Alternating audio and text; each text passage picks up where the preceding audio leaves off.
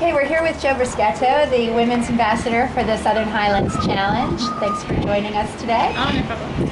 I wanted to talk to you a little bit about trail running and why you're passionate about trail running. Sure. Go for it. Yeah.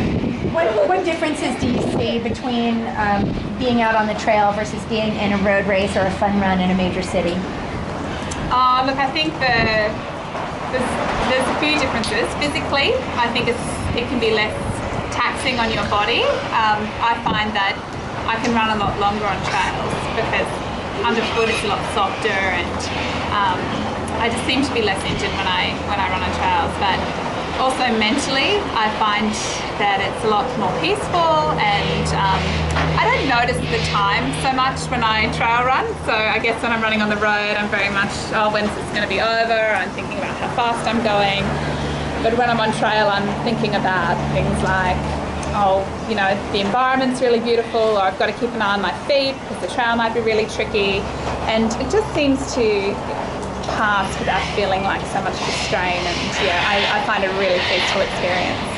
I do enjoy road running, but it's a different beast, and trail running is just much more peaceful and almost more gentle on my body. What are some of the stumbling blocks that you've seen with women getting into trail running specifically? Yeah, this is something that has been a pretty big focus of mine, and I've thought a lot about, because when I started trail running, I just didn't have a lot of people to train with, and personally I wanted to go out with other women into the bush. I didn't necessarily feel confident enough to go on big training runs by myself.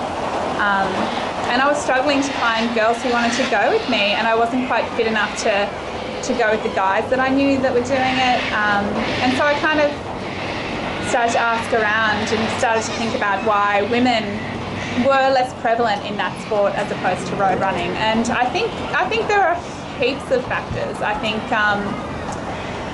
it seems a little bit more dangerous, I guess. Like, there's a lot of things that you think might hurt you out in the bush. So you do want to go with somebody, especially in the early days of starting. And I think if there's not many women who do it, then you feel, oh well, I've got to just stick to the road and run from home because I don't necessarily want to go into the bush by myself. So lack of community, female community, is probably one of the first things that I think limits women.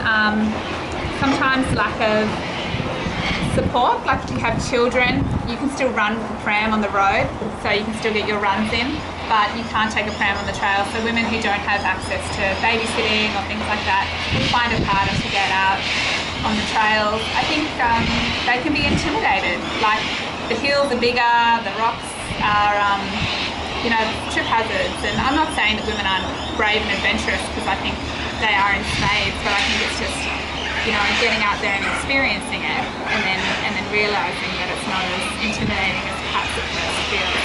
They're very capable of getting it done.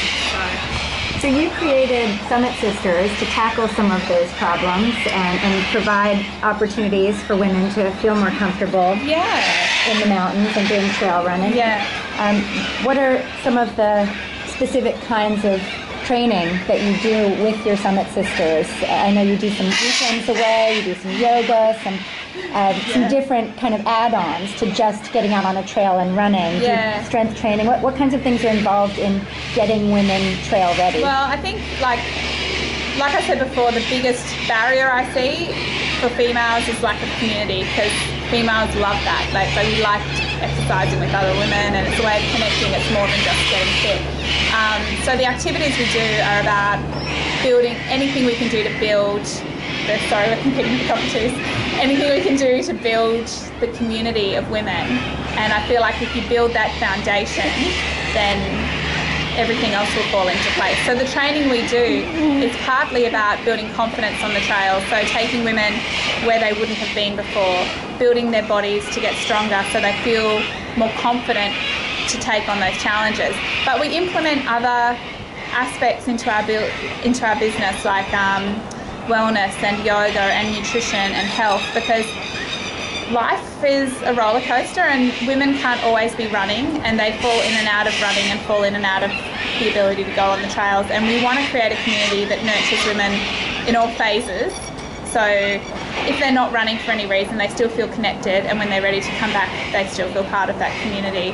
And it's holistic. Like, we feel like running and trail running can be very taxing on your body, and if you're going to kind of push it at that level, you've got to tip the scale, and you've got to recover and be kind to your body as well, so your body can continue to do these amazing things.